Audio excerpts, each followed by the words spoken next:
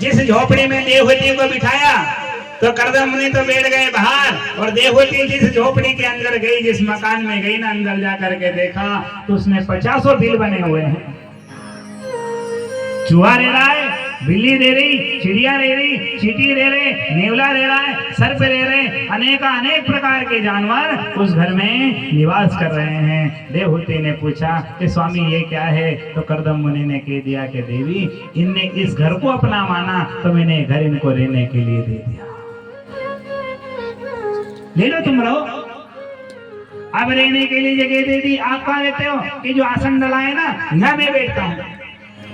देवहूति बड़ी प्रसन्न हो गई। उसके बाद में समय आया तो देवहूति ने बाहर जा करके देखा तो एक सरोवर में हिरण पानी पी रही, शेर पानी पी रहा है, उधर हाथी है, गौ माता है, बैल है, सभी जानवर जल पी रहे हैं। देवहूति ने कहा कि मेरे पति तो इतने तपस्या वाले हैं कि जिसको बैर है वो वहीं बैठे। शेर को हिरण से डर है, हिरण को लग रहा है ना शेर से डर। हाथी बैठा है, बैल बैठे, सब एक दूसरे के पूरक हैं, पर सब एक साथ बैठे हुए हैं, जल पी रहे हैं। देवहूति बात कर रही थी, कर्दम मुनि की समाधि लग गई। कितने वर्ष? 40 वर्ष हो गए। देवहूति ने सेवा करी। एक पत्नी का दायित्व रहता है पति की सेवा करने का। देवहूति ने 40 वर्ष तक सेवा करी, और जब 40 वर्ष तक सेवा करी तो कर्दम मुनि की आंखें खुली। कर्दम मुनि ने पूछा, देवी आप कौन हो? तो देवहूति ने जाकर के ज्ञान का उपदेश यानी कि अपना पूरा परिचय बताया।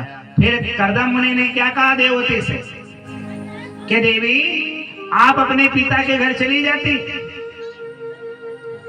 आप अपने पिता के घर चली जाती ना। तो देवहूति ने कहा कि पिता ने जब हमारे हाथ पीले कर दिए तो हमारा तो कन्यादान हो गया जाकर के। उस घर से हमारा रिश्ता कैसा रहा है? भाई बुलाए तो मायके चले जाएंगे, और अगर बहन ने याद किया है तो वहां चले जाएंगे। माता पिता हमें याद करेंगे तो हम मायके पहुंच जाएंगे, पर रहेंगे कितने? मेहमान बन के जाएंगे, और मेहमान बन के वापस हम हमारे घर आ जाएंगे। कर्दम मुनि बड़े प्रसन्न हुए। देवहूति का हाथ पकड़ा, एक सरोवर में डुबकी लगाई, और डुबकी लगा करके जैसे ही डुबकी लगाई तो देवहूति हो गई 16 वर्ष की, और कर्दम मुनि हो गए 21 वर्ष के हो गए जाकर के। बोले कर्दम भगवान की जय हो। इधर ऐसा सबका प्रभाव पड़ा। महल बनाया सुंदर, उसमें सुंदर महल में रहने लगे। एक कन्या हुई, 2 हुई, ऐसे करते करते कर्दम मुनि के यहाँ 9 कन्या हो गई।